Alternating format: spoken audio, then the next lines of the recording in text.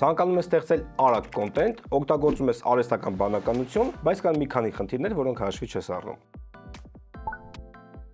Google-ը չի ինդեքսավորում արհեստական բանականությամբ ստեղծված կոնտենտը, քանի որ դու այն արագ պատճենում ես եւ առանց խմբագրել տեղադրում քո տարատեսակ հարթակներում։ Ինչ անել այդ դեպքում։ Manual editing, ավելացնում ես քո ձեռագիրը։ Google-ը սիրում է ստեղծարար կոնտենտ եւ առհասարակ բոլոր հարթակները։ Ցանկացած AI-ի կողմից գեներացված նկար, վիդեո, տեքստ պետք է փոփոխել։ Պետք է խմբագրել, որպեսզի պահպանվի քո բրենդի tone of voice-ը, քանի որ AI-ը չի կարող դա փոխանցել։ AI-ը կտա լավ գաղափարներ, կտա լավ մտքեր, լավ գեներացված կոնտենտ, բայց այն չի լինի ինդիվիդուալ, այն կլինի արհեստական, եթե դու դրա մեջ չավելացնես քո բրենդին համապատասխան ստեղծարար աշխատանք։ Կենթանի օրինակ, որ ցանկանում եմ բերել Cinet ընկերության մասին։ Cinet ընկերությունը որոշեց, որ պետք է իր կայքի թվով 75 եւ ավել կոնտենտ, article գեներացնի AI-ի միջոցով։ Շատ արագ AI-ը գեներացրեց տարատեսակ թեմաներով, ֆինանսական թեմաներով article-ներ, հոդվածներ, որը Cinet-ը առանց ստուգելու, առանց խմբագրելու արագ հրապարակեց։ Ինչ եղավ արդյունքում։ Google-ը չինդեքսավորեց, հոդվածները հաջողության չարժանացան, ինչպես նաև որոշ ժամանակ անց եղան բավականին դժգոհ արձագանքներ, քանի որ AI-ի կողմից գեներացված կոնտենտում կար մաթեմատիկական, ֆինանսական եւ շատ այլ սխալներ, իրականությանը ոչ համապատասխան ինֆորմացիա, որի արդյունքում Cinet-ը